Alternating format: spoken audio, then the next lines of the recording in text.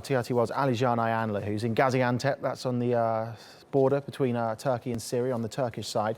And he joins us now. Alican, just tell us, what is the situation like there in eastern Aleppo? What are you hearing?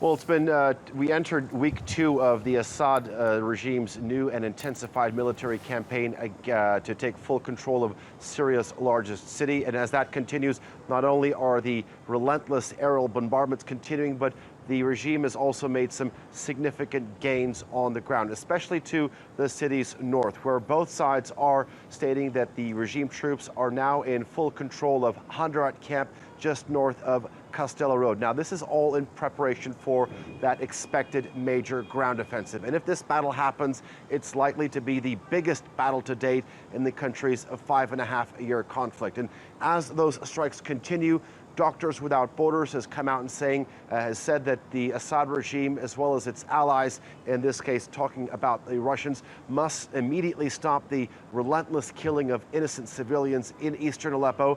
Just hours before the United Nations Security Council convened on September the 28th to discuss Article 2286, an article governing the safety and security of medical facilities. 2 MSF hospitals were struck in eastern Aleppo, killing at least 10 civilians. One doctor described the attack as a wall collapsing, falling on patients being treated in intensive care unit beds. Now, that doctor has come out and said that only 30 doctors remain in that part of the city, with only 2 functioning intensive care unit beds left. So quite a grim situation. And we're also hearing reports of more airstrikes against another water pumping system. Last week, the Russian and regime airstrikes, warplanes struck the city's main water pumping system. So quite a grim situation right now in Aleppo, especially eastern Aleppo. Diplomatically, Alican, there's been some developments as well. Turkey's foreign minister saying that Turkey's willing to work with the Russians to bring about a ceasefire. What exactly was said?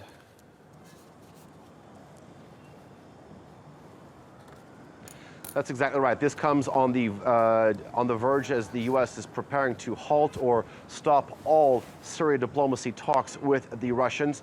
Turkey's foreign minister, Mevlut Çavuşoğlu, has come out and said that they're ready to make more progress with the Russians in terms of reviving that stalled ceasefire deal, as well as finding ways to safely deliver that much-needed humanitarian aid. But we should be careful, because the relationship between Turkey and Russia, especially with regards to Syria, has been a very tricky one in the last year. When the Russians entered this conflict a year ago, the 2 sides stood at opposite ends of the spectrum, with the Russians vehemently supporting the Bashar al-Assad regime and the Turkish side strictly being opposed to it. And a lot of things have changed in the last year. You talked about the downing of that Russian warplane that briefly entered Turkish airspace.